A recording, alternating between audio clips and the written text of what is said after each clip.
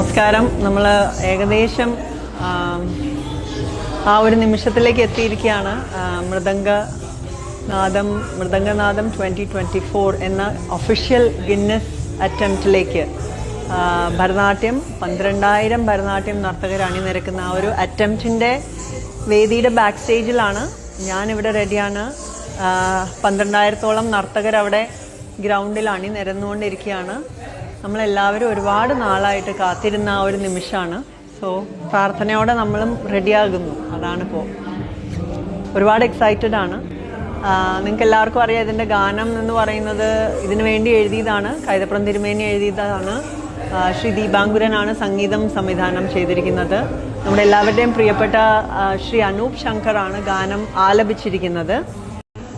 ഞങ്ങളുടെ costume partner and one of our main sponsors Kalyan Silks ആണ്. നമ്മളെല്ലാ നർത്തകരും ഇന്ന് അണിഞ്ഞിരിക്കുന്നത് അവരിതിനു വേണ്ടി നെയ്ത് 12,500-ഓളം സാരികൾ കല്യാൺ ഞങ്ങൾക്ക് ഇതിനു വേണ്ടി നെയ്ത് തന്നിട്ടുണ്ട്. ഈ ഒരു ഇവൻറ്റിൻ്റെ ലോഗോ ഒക്കെ വെച്ചിട്ട് തന്നെയാണ് ഈ ഒരു കോസ്റ്റ്യൂം നെയ്തിരിക്കുന്നത്. ഞങ്ങൾക്ക് എല്ലാവർക്കും ഒരു കീപ് സേക്കാണ്.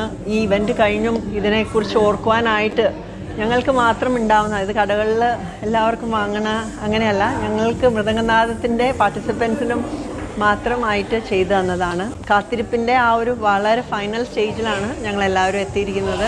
ഇതിൻ്റെ കോറിയോഗ്രാഫി ചെയ്യാനുള്ളൊരു ഭാഗ്യം എനിക്ക് ലഭിച്ചു. ഈ ഗാനം ഭഗവാൻ പരമശിവൻ്റെ താണ്ഡവത്തെ വർണ്ണിക്കുന്ന ഒരു ഗാനമാണ്.